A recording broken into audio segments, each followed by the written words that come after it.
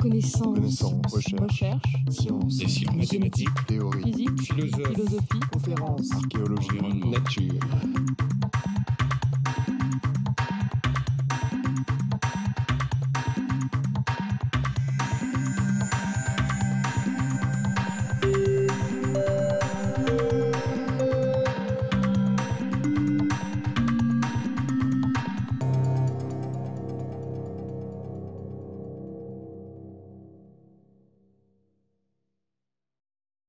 Pour terminer sur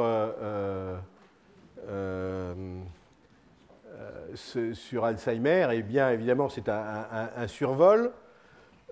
C'est qu'il y a donc 3 nouveaux gènes qui ont l'air d'être là solides et qui, plutôt que d'apporter des nouvelles hypothèses physiopathologiques, les confirment, mais en orientant sur des partenaires nouveaux, donc sur les hypothèses de l'amyloïde,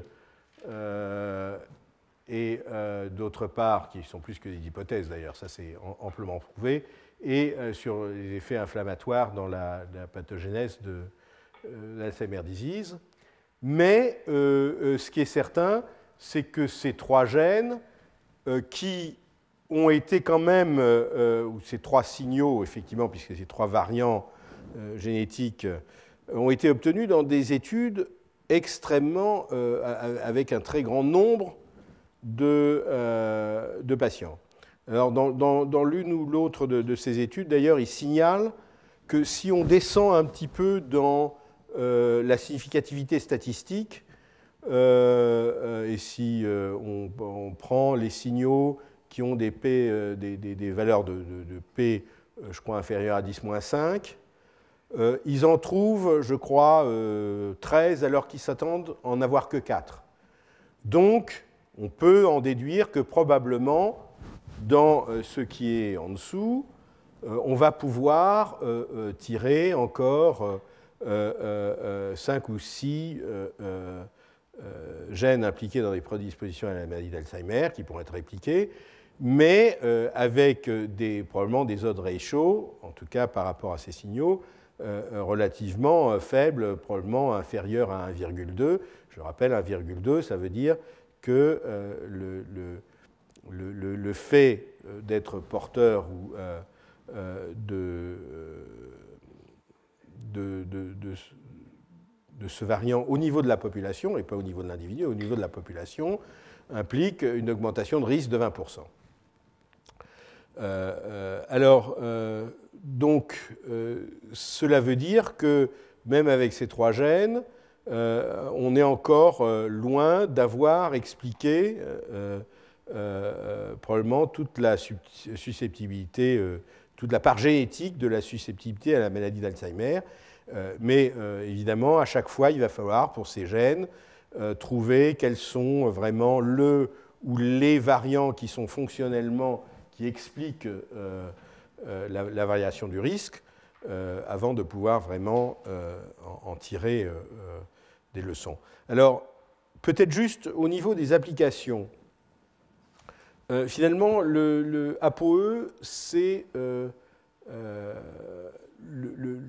le facteur de prédisposition pour une maladie commune et en plus une maladie importante, le plus ancien, puisque 1993, et donc dès qu'il a été trouvé, les gens se sont posés, mais finalement, est-ce que ça a un intérêt prédictif? Est-ce qu'il faut proposer des tests prédictifs pour la maladie d'Alzheimer? Et il a été, en tout cas en Europe, je pense que c'était très clair, de dire qu'il n'y a aucun intérêt prédictif à faire ce test, pour la simple raison que, d'abord, il n'est pas vraiment prédictif au sens que, même pour quelqu'un qui a deux allèles, le risque reste calculé de 40-45%. Et que ça, c'est quand même en plus une petite minorité des gens qui développeront la maladie d'Alzheimer.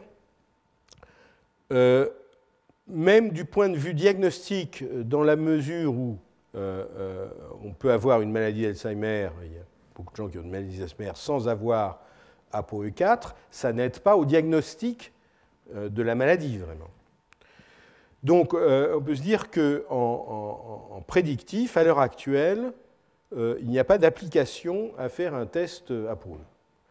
Par contre, et ça c'est quelque chose, je crois que j'en avais parlé dans un cours il y a 1 ou 2 ans, il y a eu énormément d'études, et la physiopathologie c'est toujours plus compliqué que la génétique. Il y a eu beaucoup d'études pour essayer de savoir quel était l'effet de ce variant ApoE, pourquoi est-ce qu'il prédisposait à la maladie d'Alzheimer, et à l'heure actuelle, disons une des hypothèses qui est le plus confirmée, je dirais, par pas mal d'études sur des souris transgéniques ou sur des cellules en culture, et que ApoE joue un rôle dans le métabolisme de la protéine amyloïde, qui est celle qui s'accumule dans le cerveau des malades d'Alzheimer. Et ça peut avoir, il y a eu des papiers extrêmement intéressants qui montraient sur des modèles souris que l'effet d'ApoE sur le catabolisme de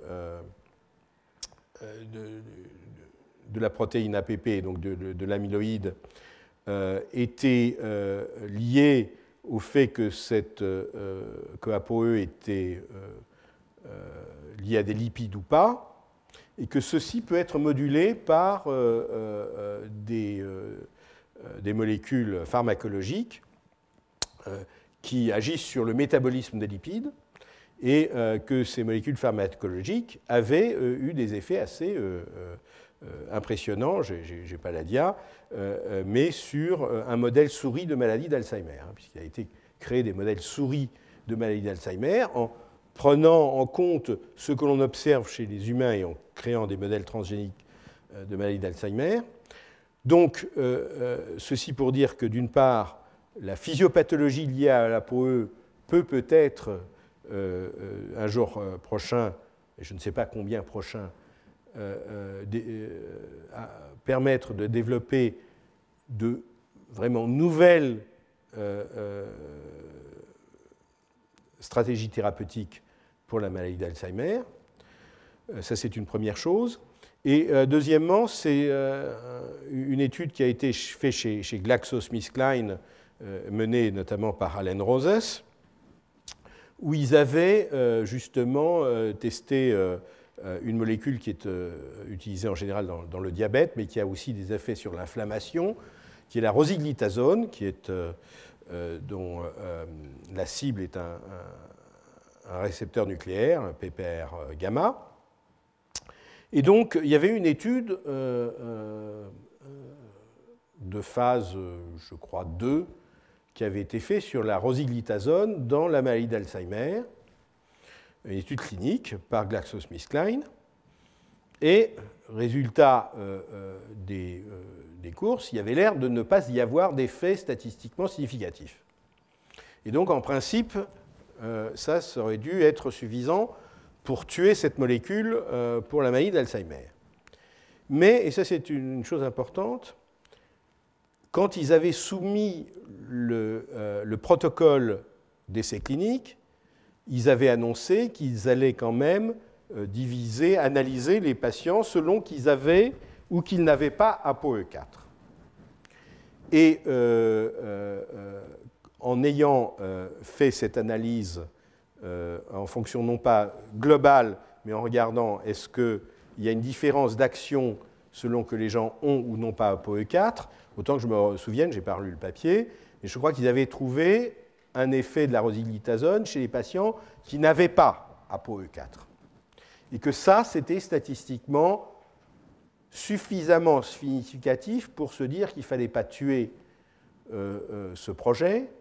Et donc, dans un récent papier d'Allen Roses, il dit, voilà, on en est à la phase 3, parce qu'il y a eu quand même cette histoire que si on divise la population de malades entre ApoE4 positif et ApoE4 négatif, on trouve dans l'un des deux une suggestion, en tout cas, d'effet de la rosiglitazone, suffisante pour convaincre GlaxoSmithKline ou, je sais pas, de faire une étude de phase 3, qui est une étude beaucoup plus coûteuse. Et donc, on va voir effectivement si ceci débouche ou non sur une nouvelle thérapeutique. Mais ce qui était important dans cet article d'Allen Roses, je pense, c'est qu'il a dit on n'a pu faire ça que parce qu'on avait annoncé à l'avance qu'on allait stratifier par rapport au statut ApoE4. Parce que si on le fait a posteriori, eh bien, on va trouver des choses, c'est certain, parce qu'à posteriori, on va analyser par rapport au gène CLU1, par rapport au gène CR1, on va multiplier le nombre de tests, et si on multiplie le nombre de tests, on finira bien par trouver quelque chose qui a l'air significatif, surtout si on ne corrige pas par le nombre de tests. Donc, effectivement, il concluait qu'effectivement, ces tests génétiques sont importants à faire dans le cadre d'études cliniques et de manière prospective pour essayer de voir est-ce qu'il y a une stratification de la réponse à un médicament par rapport aux marqueurs génétiques, mais qu'évidemment, si on complexifie beaucoup le nombre de marqueurs étudiés, l'effet risque de ne plus être... si l'effet est lié à simplement un marqueur, il ne sera certainement pas statistiquement significatif, sauf à faire des études sur des dizaines de milliers de malades. Et là, déjà, une étude GWAS sur 10 000 personnes, c'est cher, mais une étude clinique sur 10 000 personnes, c'est beaucoup plus cher. Donc, si vous voulez, il y a une limite à cette utilisation, et probablement là aussi, c'est quelque chose qui n'est valable que s'il y a des signaux, donc des odds ratio, qui sont suffisamment forts pour que l'on puisse stratifier effectivement les malades donc, dans ces études donc, prospectives, donc, dans le cadre d'études cliniques. Donc pour le moment, je dirais, il n'y a pas d'application validée en clinique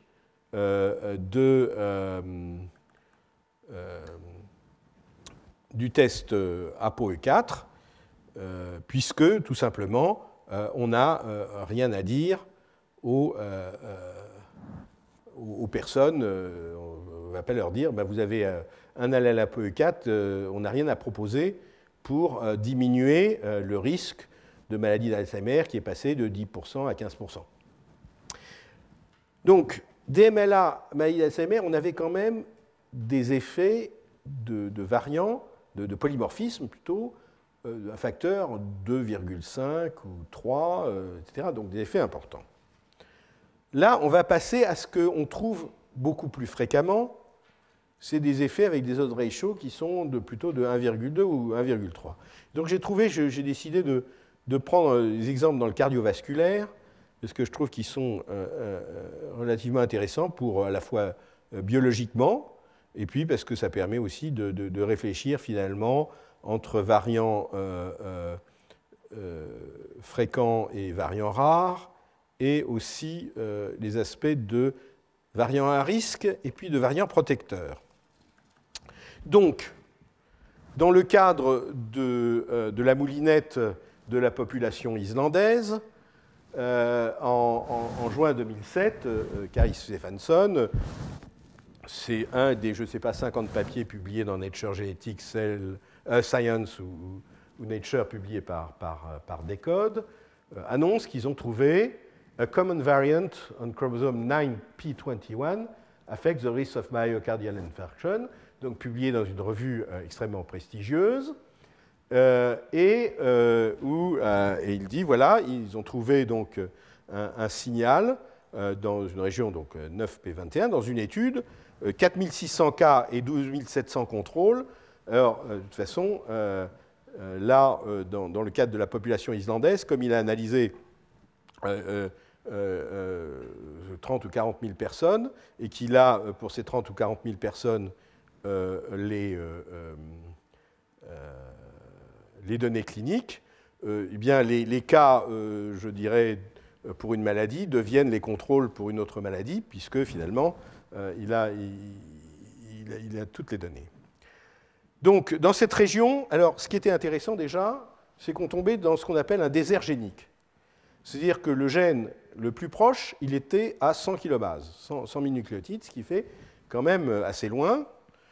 Et les gènes qui étaient à côté, en fait, c'était des gènes d'ailleurs bien connus, mais connus pour le cancer, pour les mélanomes, etc. C'est des gènes dits suppresseurs de tumeurs, c'est-à-dire que quand ils sont délétés, ça augmente enfin, c'est une des étapes de la transformation cancéreuse de cellules. Donc les gènes, c'est cycline-derived, cycline-dependent kinase inhibitor, CDK, N2, etc. Donc là, on ne voit pas très bien au départ, évidemment, la relation avec l'infarctus du myocarde. Et en plus, en fait, finalement, ces gènes sont à 100 kilobases du variant qui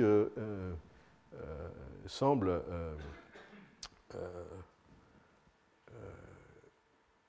être associé au risque, enfin qui est associé au risque. Alors, ce qui est intéressant avec ce variant, c'est que ce variant, sa fréquence, elle est proche de 50% de la population, c'est-à-dire que vous avez à peu près 50% des gens qui ont un allèle et 50% de fréquence allélique. Et donc, vous avez, comme il dit, 20% de la population qui est homozygote pour le variant à risque. Et donc, on peut en déduire qu'il y a à peu près 55% de la population qui est hétérozygote pour le variant à risque. Donc, la normale, je dirais, si on dit que plus de 50%, c'est d'avoir au moins un variant à risque. Et il y a à peu près 25% de la population qui n'a pas d'allèle à risque. Donc là, on voit de nouveau qu'avec un variant comme ça, effectivement, enfin en tout cas ce variant analysé, le risque est évidemment fort répandu dans la population. Alors, comme il rappelle, ce qui avait d'intéressant, c'est bon, ces deux gènes jouent un rôle dans la régulation de la prolifération cellulaire, et on sait que dans l'athérosclérose, en principe, on entend beaucoup parler évidemment du cholestérol, des plaques d'athérome, etc. Mais en fait, il y a aussi des effets sur les cellules endothéliales, donc des artères, et notamment des coronaires. Et donc, on sait qu'il y a une prolifération exagérée de ces cellules endothéliales, dont on pensait en général que c'est une réaction à des processus inflammatoires liés à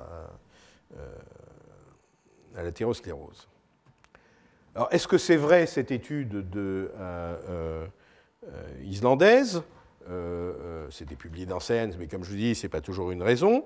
Et la même année, il y a la grande étude du Wellcome Trust où ils ont pris 7 maladies, 7 grandes pathologies, 2000 patients par pathologie et 3000 contrôles communs. Et sur ces Manhattan plots, on voit pour la maladie coronarienne à peu près un seul signal, mais alors lui qui est visible, c'est mieux que la nouvelle tour de Dubaï. Vous voyez, sur le chromosome 9, P21, il y a toute une série de marqueurs qui atteignent des p-values 10-15 probablement. Donc là, il n'y a pas de doute, il y a un signal très fort, et partout ailleurs, d'ailleurs, on ne voit pas grand-chose de temps en temps. Il y a des choses qui sont un tout petit peu au-dessus du lot, mais si vous comparez par exemple pour la maladie de Crohn, vous voyez, maladie de Crohn, il y a beaucoup plus de high-rise, de gratte-ciel dans la maladie de Crohn que ici. Alors, ce qu'on peut regarder, c'est évidemment pour la maladie bipolaire, donc la dépression, on ne voit rien, et pour l'hypertension, on en voit encore moins. Mais donc, ça confirmait, 9p21, il y a quelque chose. Et récemment, donc, il y a eu, et ça vous montre un peu, premier papier sur 9p21, c'est 2007.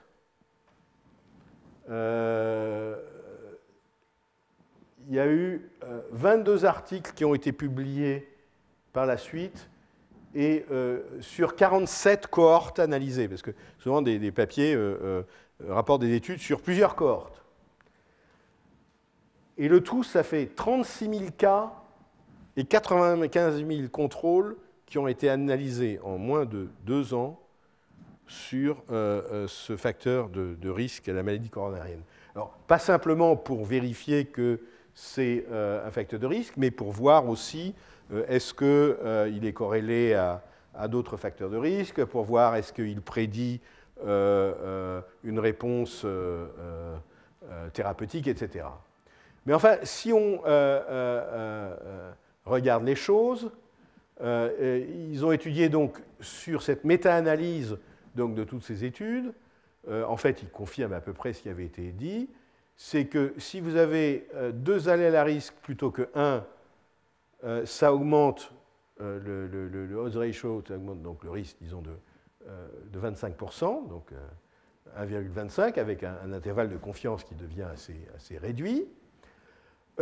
L'effet de ce variant ou de cette région est plus fort chez les jeunes, âgés de 55 ans. Donc, si vous voulez, là, le odds ratio devient de 1,35. Et par contre, il est un peu plus faible pour les personnes âgées de 75 ans en plus. Donc, on pourrait dire d'une certaine manière que cet effet génétique se remarque plus comme facteur de risque chez des gens relativement jeunes par rapport à la pathologie, moins de 55 ans. Alors maintenant, est-ce que c'est prédictif? Qu'est-ce que ça va prédire du point de vue du risque pour une personne? Alors, il donne ces 2 exemples. Pour un homme de 65 ans, et si on ne connaît rien d'autre sur, je dirais, son passé familial, par exemple, est-ce qu'il y a des antécédents, etc., on prend son risque d'avoir une maladie coronarienne pendant les 10 ans qui vont suivre est de 11%. S'il a ce facteur de risque, s'il a 2 allèles plutôt que 1 c'est 50% de la population, son risque passe à 13% au lieu de 11%. Vous voyez, c'est pas très quand même, vous n'allez pas tout d'un coup vous sentir, oh là là, mon risque est augmenté, c'était 11%, et maintenant c'est 13%.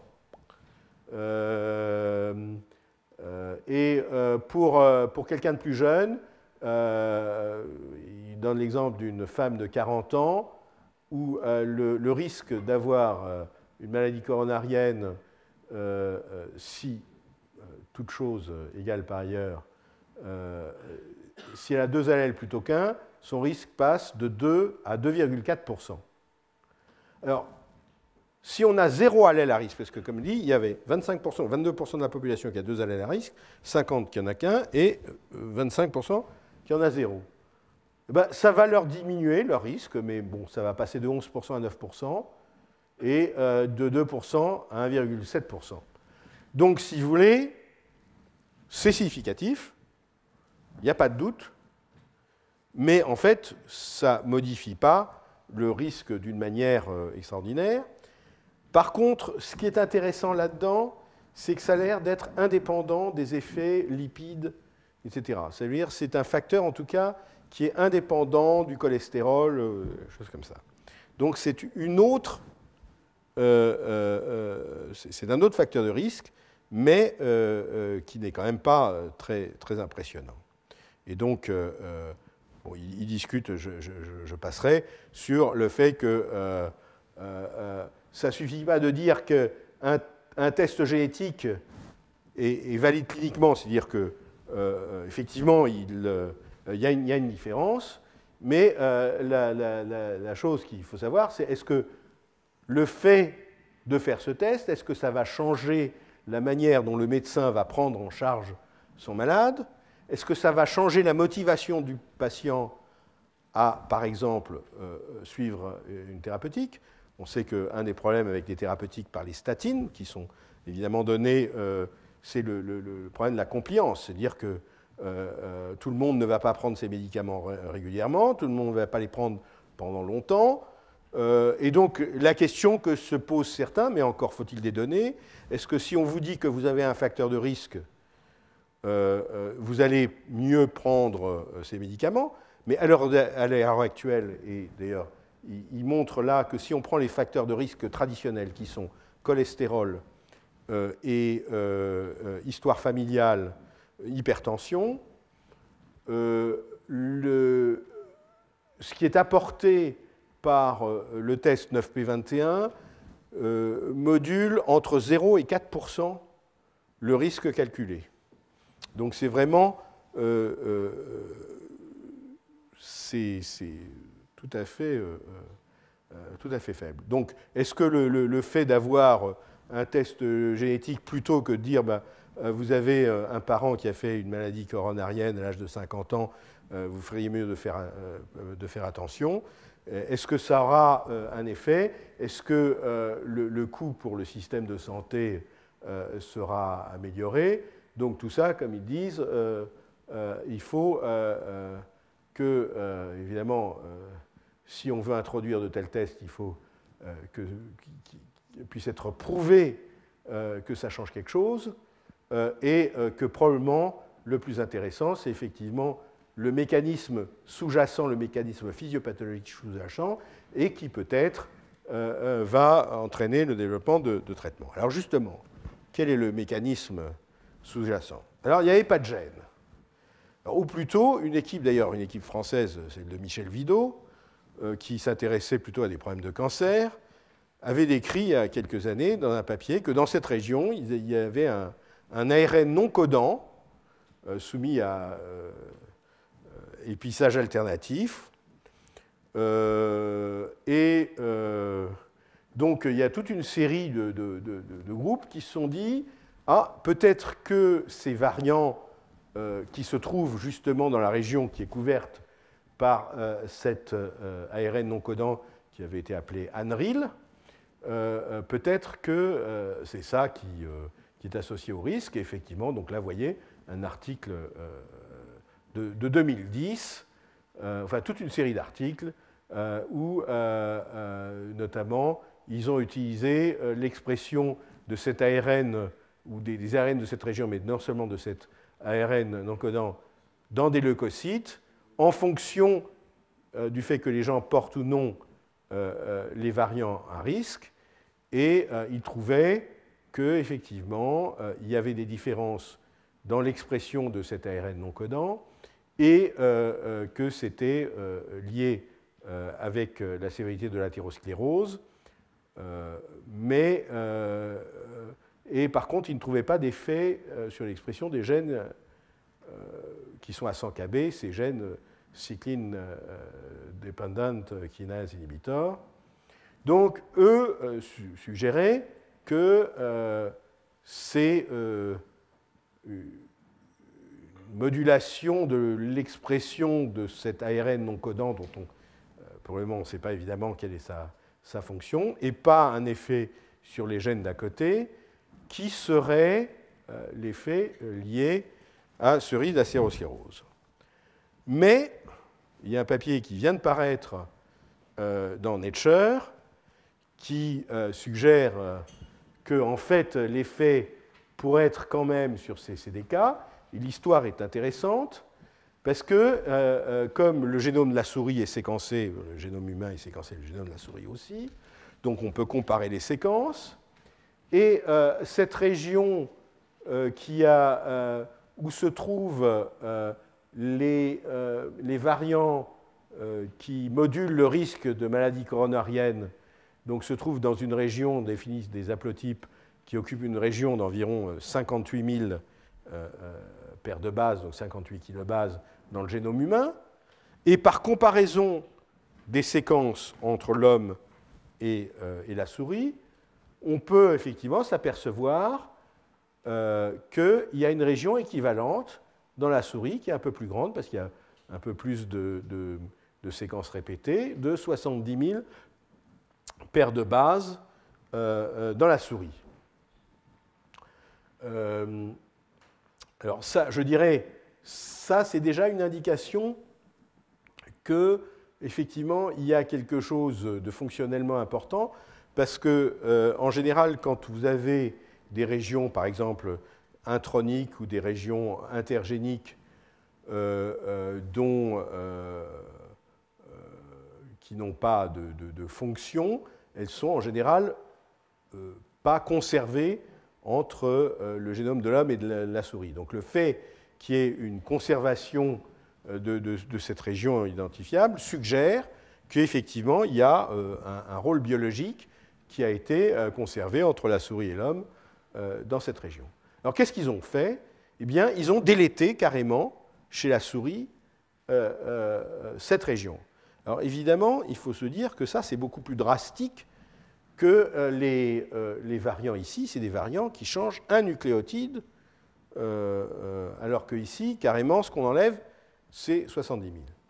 Mais d'autre part, il faut bien se dire que chez l'homme, ce que l'on voit, c'est un risque augmenté de 20% de développer une maladie coronarienne à l'âge de 50 ou 60 ans. C'est évident que si c'est ça qu'on modélise chez la souris, ça sera un peu problématique. D'abord parce que, évidemment, la souris ne tient pas 60 ans. Et deuxièmement, que même la souris, elle tient 2 ans, disons, c'est le maximum pour une souris, mais que si vous voulez faire des études qui soient raisonnablement coûteuses sur un modèle souris, et de ne pas désespérer vos étudiants et vos postdocs qui vont se dire que je vais être obligé d'attendre 2 ans pour voir si je fais quelque chose à la souris, il faut que j'attende 2 ans avant de savoir ce qui se passe. Vous avez besoin de modèles où ça va plus vite. Donc, de toute façon, ça c'est une chose, quand on modélise une maladie tardive ou un facteur de risque qu'on trouve chez l'homme, qu'on essaie de le modéliser chez la souris, il faut forcer les choses. Parce que si vous essayez de faire exactement tel que c'est chez l'homme, probablement vous n'allez rien voir, ou vous allez voir dans des conditions qui ne permettent pas vraiment de faire de la science efficacement. Donc c'est le prix à payer. Donc ils enlèvent cette région, et ce qu'ils voient, c'est que d'avoir délété cette région, alors la souris a l'air de se porter bien, hein, il faut vous dire, mais ils ont fait des analyses du phénotype de ces souris, et notamment, est-ce que cette région contrôle peut-être l'expression des gènes qui sont autour, et ils trouvent effectivement que cet intervalle contrôle l'expression justement de ces gènes CD, K2 et B dans le cœur. Donc ça, c'est une chose intéressante. Et ce qui est encore peut-être plus intéressant, c'est qu'à partir de ces souris, ils ont pris des cellules endothéliales, ils ont fait des cultures de cellules endothéliales, et ils ont analysé un certain nombre de phénotypes de ces cellules, notamment leur capacité à proliférer et leur capacité aussi à mourir, à la sénescence, à s'arrêter de proliférer. Et ce qu'ils trouvent, c'est que le phénotype de sénescence de ces cellules endothéliales en culture, si on part de 20 000 cellules, donc cellules endothéliales de cellules de type sauvage, au bout d'un certain nombre de passages, elles arrêtent de proliférer, eh bien, les cellules endothéliales de ces souris où on a enlevé cette région continuent de proliférer. Donc, leur suggestion, c'est donc effectivement donc, des cellules endothéliales de ces souris, les souris homozygotes pour lesquelles, sur les 2 allèles, on a enlevé toute cette région, montre une prolifération excessive, une sénescence diminuée, et comme effectivement une prolifération excessive de cellules endothéliales est un phénotype qui est observé dans l'athérosclérose, ils en concluent, si vous voulez, que cette région qui correspond à la région où se trouvent ces variants donc chez l'homme à risque joue un rôle important dans l'expression cardiaque de ces gènes importants dans le cycle cellulaire, ces gènes CDK, et suggère que cette région pourrait affecter le risque ou contrôler le risque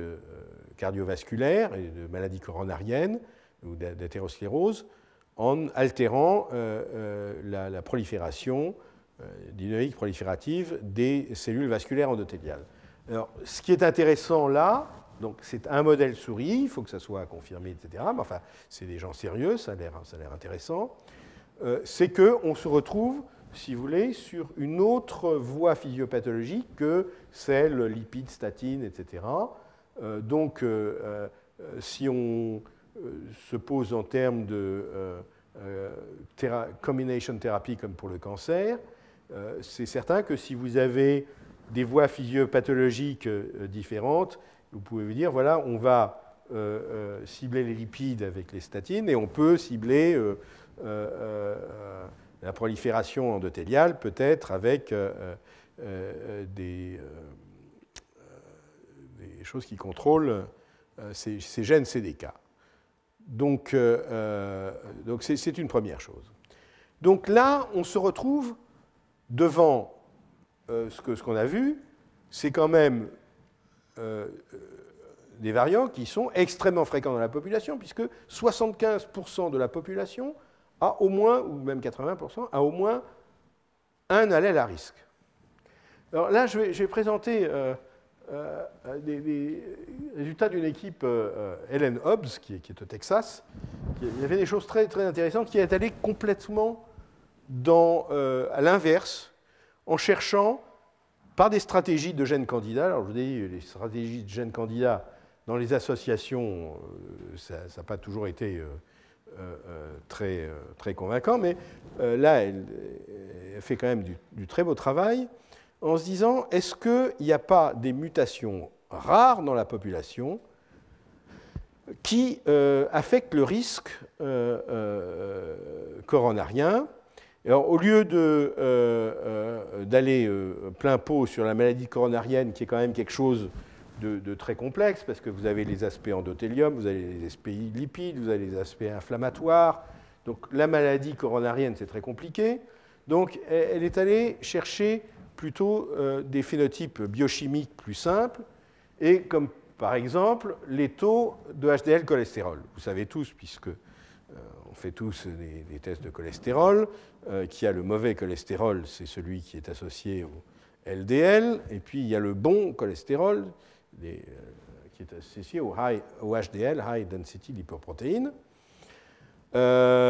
Et si vous avez donc un taux élevé de HDL cholestérol, c'est bon, et si vous avez un taux faible de HDL cholestérol, c'est un facteur majeur de risque de maladie coronarienne. Alors, il se trouve que vous avez des mutations excessivement rares dans des gènes, notamment des apolipoprotéines, qui sont impliqués dans le métabolisme du HDL cholestérol. Et ces formes très rares sont associées effectivement donc, à des risques cardiovasculaires très, très importants. Mais elle s'est demandé, est-ce que dans la population, ça c'est des choses, des maladies récessives extrêmement rares, et elle s'est demandé, est-ce qu'il y a des variants de ces gènes, donc APOA1, ABCA1, L4, qui sont retrouvés dans la population et qui pourraient rendre compte du fait qu'il y a des gens qui ont des taux élevés de HDL ou au contraire des gens qui ont des taux faibles d'HDL. Et alors, ce qu'elle a fait qui est intéressant, c'est au lieu de séquencer, si vous voulez, tout le monde, elle a pris les deux extrêmes de la population. elle a pris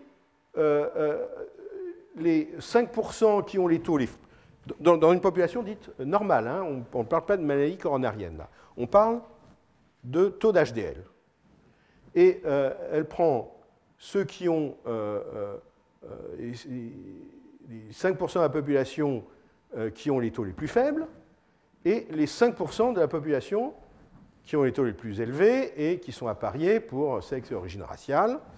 Et elle séquence, ou plutôt M. Jonathan Cohen dans son laboratoire, c'est un papier de 2004, séquence la séquence codante, donc les exons de ces trois gènes, chez donc ceux qui ont des taux faibles d'HDL et ceux qui ont des taux élevés.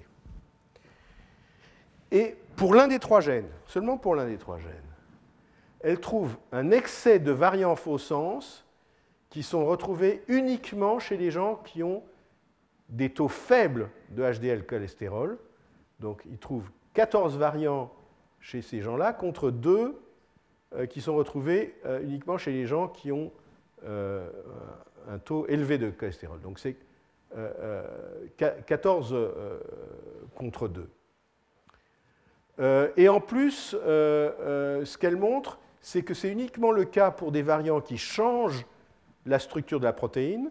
Si elle regarde des variants dits synonymes, c'est-à-dire ceux qui ne changent pas un acide aminé, ceux-là, on en retrouve autant chez les high que chez les low. Et c'est une première étude, comme toujours, il faut faire une réplication. Elle reprend la même chose chez 155 personnes, les Canadiens, soit low, soit high HDL. Et de nouveau, elle retrouve un excès de variants faux sens chez les low. Et en plus, quand on fait, il y a des tests bioinformatiques qui vous précisent plus ou moins bien est-ce qu'un variant a des chances de perturber la structure ou la fonction d'une protéine ou pas, elle trouve qu'effectivement, plus de 50% des variants faux sens qui sont retrouvés chez les low HDL et qu'on ne retrouve pas chez les high HDL sont prédits avoir un effet sur la fonction de la protéine. Et donc, ce qu'elle en conclut, c'est qu'il pourrait y avoir une personne sur 6 à 10 qui ont des low HDL et qui ont une mutation relativement rare dans un de ces gènes.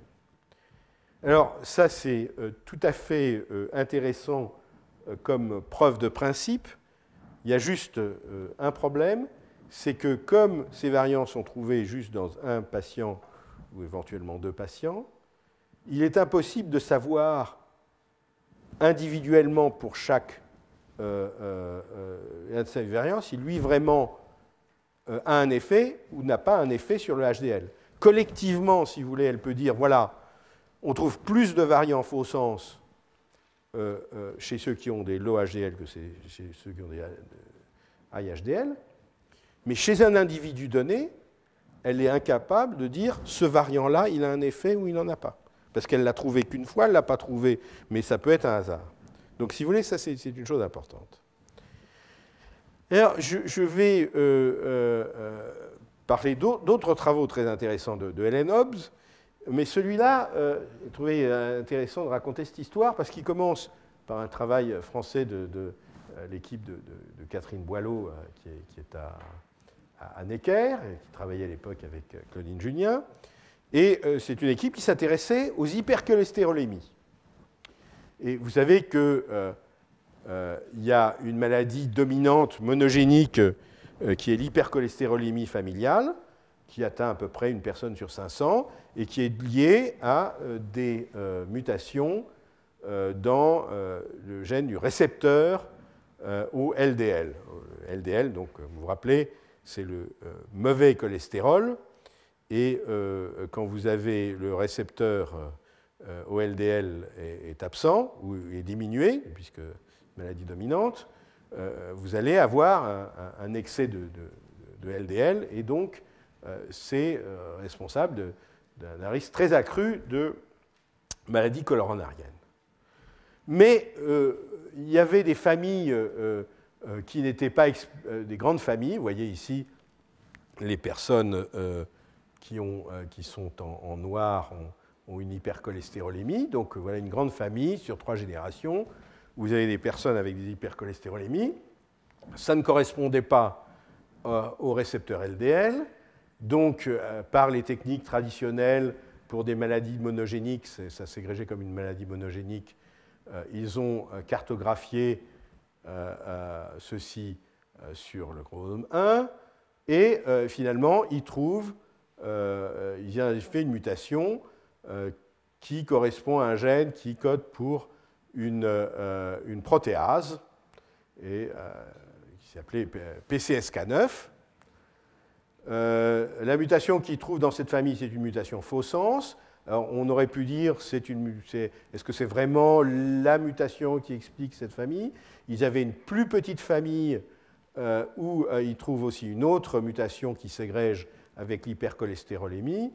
Et donc, tout ceci suggérait effectivement, tout à fait bien, ça a été publié dans Nature Genetics, que ces 2 mutations faux sens dans PCSK9 sont responsables de l'hypercholestérolémie et de risque cardiovasculaire dans cette famille. Okay, et il y a d'autres équipes qui analysent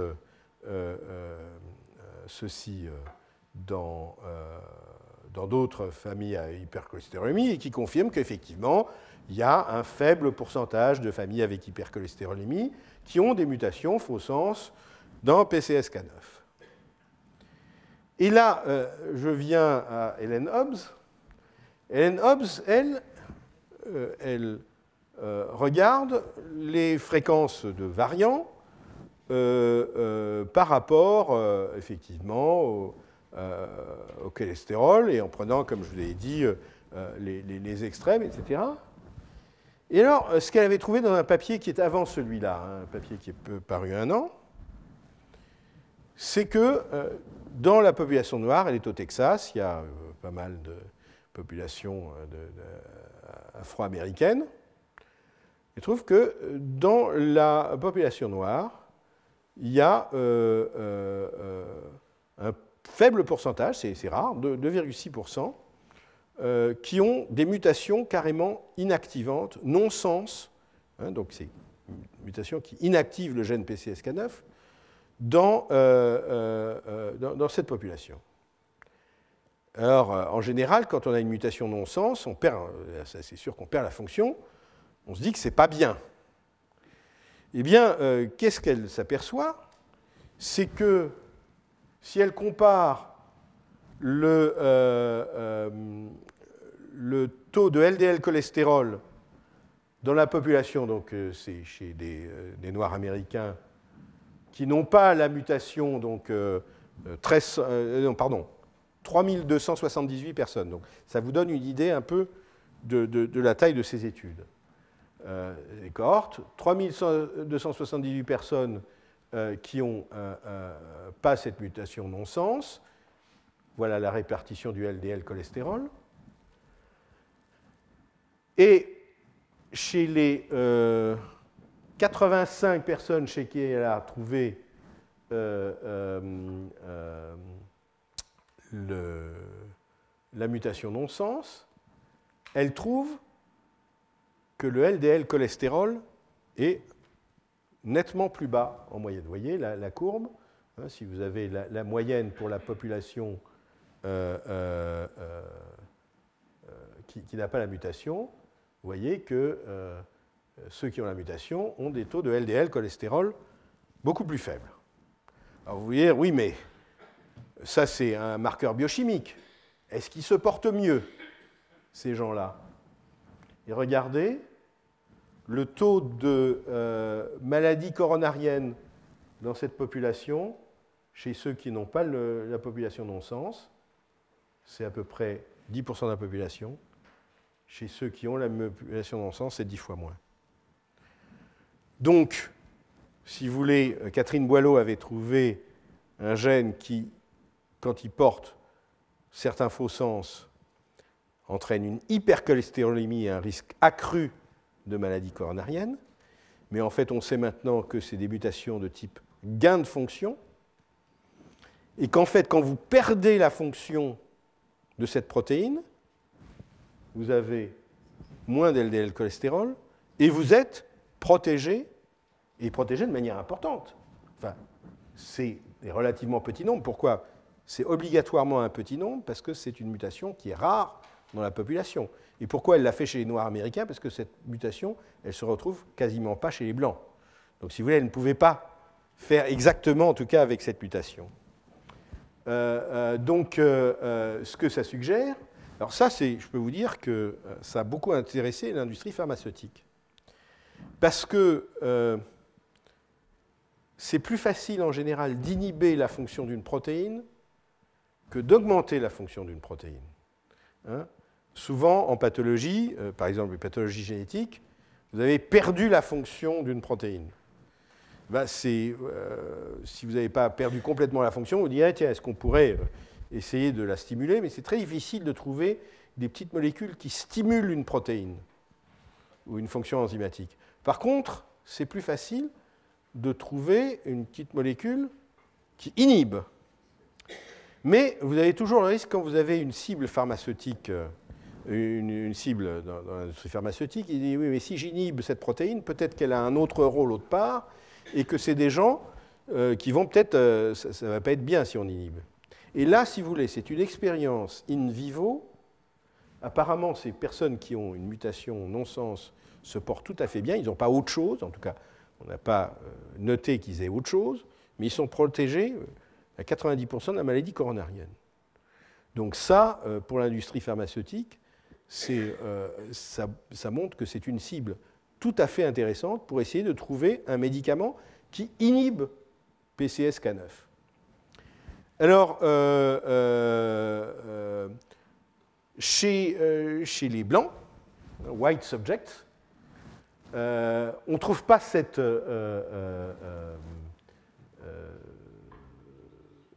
mutation non-sens, mais il y a je crois que c'est ma dia suivante, il y a une mutation faux sens qui change une arginine en leucine. Alors, arginine et leucine, c'est quand même deux acides aminés qui ont des propriétés chimiques très différentes. Donc, en général, des changements arginine en leucine, ça a tendance à affecter la fonction d'une protéine.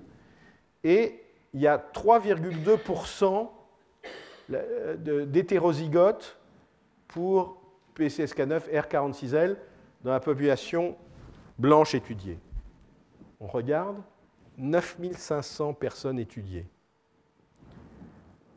Ce que ça lui permet, c'est d'avoir 300 personnes de la population, disons, d'origine européenne, qui sont porteurs de cet allèle PCSK9 R46L. Et donc ça lui donne suffisamment pour voir quel est l'effet sur les LDL. Et elle trouve un effet qui est plus réduit que quand on a la mutation perte de fonction, mais qui est quand même, parce qu'elle a 300 personnes qu'elle a analysées, elle arrive à démontrer qu'il y a un effet, et elle peut démontrer qu'il y a un effet sur la fréquence de la maladie coronarienne. C'est moins extrême que ce qu'on avait vu pour la mutation perte de fonction totale. On n'a plus une diminution de 10 fois, on a une diminution d'un facteur de 2, mais enfin un facteur de 2. Ça, c'est quand même tout à fait intéressant. Donc, c'est tout à fait intéressant. Et d'autre part, elle dit même que ça peut être intéressant parce que c'est un effet qui serait qui est probablement complémentaire si on avait un moyen pharmacologique d'inhiber PCSK9, ça serait très complémentaire aux statines, parce que ce qu'ils disent dans ce papier, c'est que, ironiquement, le traitement aux statines augmente l'expression de PCSK9. Donc, en fait, ça, c'est un effet, je dirais, non désirable, puisque trop de PCSK9, c'est pas bon, il vaut mieux en avoir moins. Donc, ce qu'elle suggère, c'est que si on arrivait à inhiber PCSK9, ça augmenterait même l'effet des statines sur LDL lowering effects. Donc, si vous voulez, c'est un travail tout à fait intéressant. Mais là aussi, si vous voulez, Donc, pour moi, c'est très intéressant. Pourquoi? Parce que ça montre des effets qu'on ne voit pas dans des études Genome-Wide Association. Parce que ça, c'est des choses qui sont présentes, comme j'avais dit, la limite de ce qu'on voit dans les Genome-Wide, en général, c'est plutôt fréquence allélique, 5%, donc 10% d'hétérozygotes. Là, elle a 3% d'hétérozygotes, donc une fréquence allélique de 1 à 1,5%. Ça, on ne le voit pas dans les Genome-Wide. Mais d'autre part, elle a pu faire cette analyse d'abord parce qu'elle est partie d'une très grande cohorte et que quand même, cette mutation, elle est présente chez quand même 3% de la population. Mais quand je reviens sur l'exemple précédent, où on trouve des variants qui ont probablement des fréquences encore plus faibles, là, si vous voulez, même si collectivement on pourra dire oui, dans l'ensemble de tels variants ont un effet de tel type ou de tel type, mais individuellement sur un variant donné, on n'arrivera pas à avoir 300 personnes qui ont ce variant pour qu'on puisse voir quel est l'effet vraiment de ce variant-là. Donc, si vous voulez, ça montre ce problème avec les variants rares, c'est que la taille des cohortes qui est nécessaire pour les analyser de manière rigoureuse devient presque impossible. Là, déjà, c'est quand même une étude tout à fait... Alors, c'est d'autres... Vous savez aussi, quand vous faites une prise de sang, vous ne mesurez pas simplement le cholestérol, on mesure aussi les triglycérides. Et eh bien, elle a fait la même chose. Hein. Ça, c'est des papiers plus récents, de 2007 et 2009, sur le rôle de variants rares dans des adipokines sur les taux de triglycérides. Et là, de nouveau, elle séquence ces gènes, non pas en général dans la population, mais elle prend les 25% avec les taux les plus faibles, les 25% avec les taux les plus forts de triglycérides. Et ce qu'elle montre, c'est de nouveau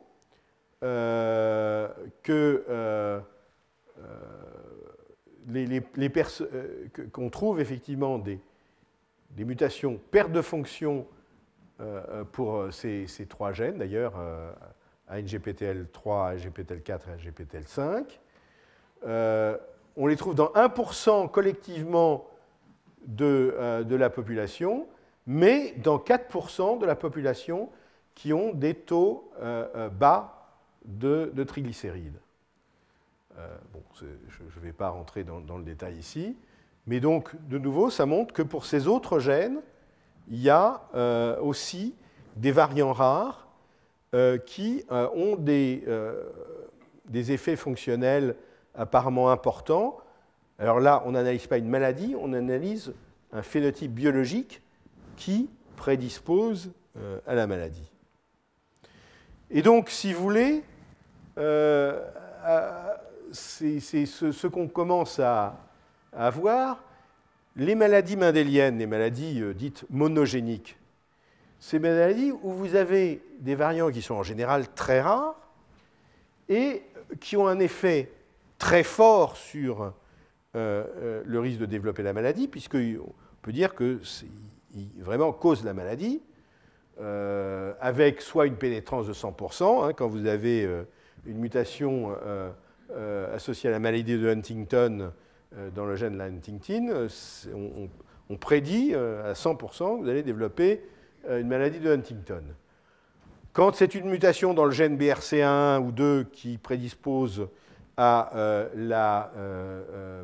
au cancer du sein, la pénétrance n'est pas de 100%, la pénétrance est environ de 70 à 80%. Donc on peut dire qu'une personne qui a une de ces mutations a un risque de 70 à 80%, mais quand même donc très, très élevé, d'avoir un cancer du sein. Mais heureusement, évidemment, c'est des variants qui sont très rares. La plupart, ils sont à moins de 1 sur 1000, il faut 1 sur 10 000. Voilà. Donc ça, c'est les maladies mendéliennes. Dans les GWAS Studies, les Genome Wide Association Studies, on cherche des variants qui ont une fréquence d'au moins 5 à 10% dans la population, et ils sont, je dirais, la facilité avec laquelle on va identifier le signal et le produit, je dirais, à la fois de l'effet du variant, enfin, est-ce qu'il prédispose de manière importante ou de manière marginale à la maladie, et de sa fréquence. Donc, c'est ça qu'on trouve.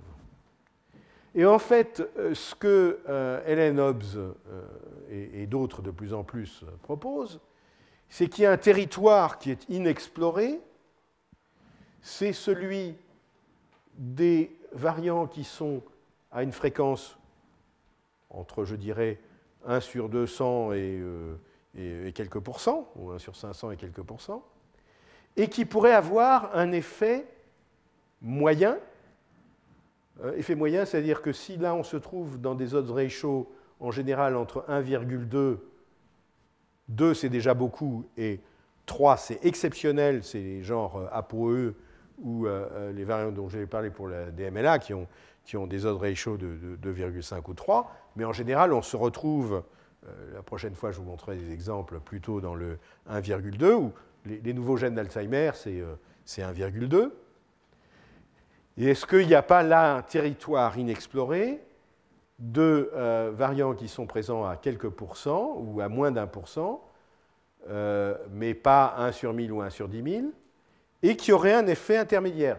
Pas monogénique, parce que si c'est monogénique, on a des familles, donc là on n'a pas de famille, mais ça pourrait expliquer par exemple une partie de cette agrégation familiale que l'on peut trouver.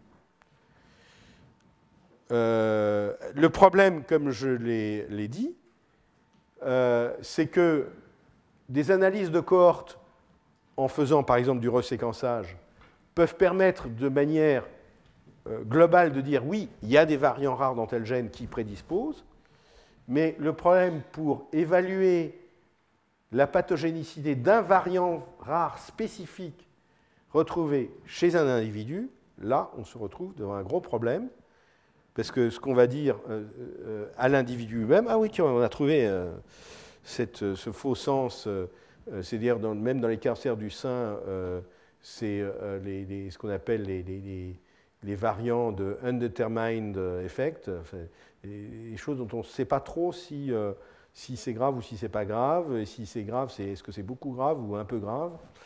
Et donc, si vous voulez, sur l'aspect médecine prédictive, si tant est qu'on arrive à cette médecine prédictive, ça posera un très gros problème. Donc de nouveau, c'est très intéressant l'exemple de PCSK9, même si c'est que quelques pourcents de la population qui ont ces variants, pour l'industrie pharmaceutique, ça a été un truc extraordinaire parce que ça c'est une cible pour la maladie coronarienne. Okay. Ce n'est pas le 1% eux-mêmes qui sont, si vous voulez, très importants d'une certaine manière. Et on arrive effectivement à se dire que ça, c'est des études gènes candidats, que évidemment, il faudrait, à ce moment-là, le mieux pour avoir tous ces variants, c'est de séquencer tout le génome. Donc on a vu 100 millions pour Craig Venter, de dollars, 1 million l'année d'après pour Jim Watson, et 48 000 $ pour Glenn Close.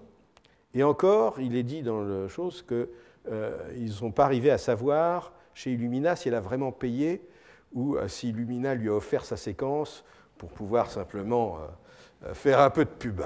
Mais enfin, tout le monde n'est pas Glenn Close, mais enfin, voilà. Voilà. Venter, c'est sa boîte qui a payé. Mais Watson, c'est le NIH qui a payé. C'était un peu sa boîte, à un moment. Il était directeur. Et voilà, attendez, j'avais une dia marrante, mais je crois qu'elle est... Quelle heure est-il? Ah oui, ben, il va falloir que je m'arrête. Attendez, est-ce que je la trouve, ma diamarante? Est-ce que je l'avais? Ou c'est pour la prochaine fois? Non, je ne l'ai pas.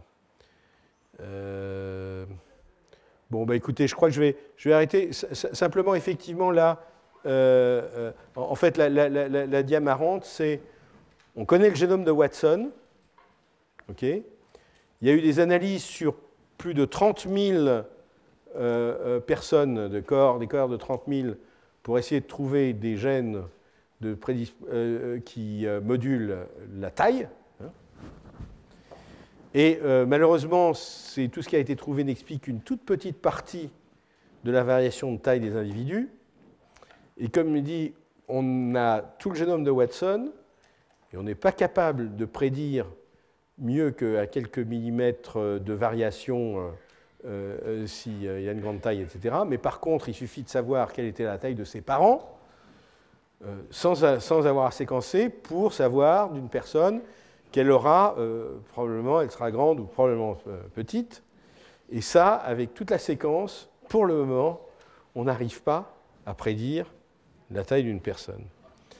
Donc, je terminerai la prochaine fois, peut-être en vous parlant encore un petit peu de variants ultra rares, et se poser la question, c'était la question de l'autisme, est-ce qu'il n'y a pas des maladies communes qui sont en fait non pas une maladie, mais des sommes de maladies rares, et c'est probablement le cas de l'autisme.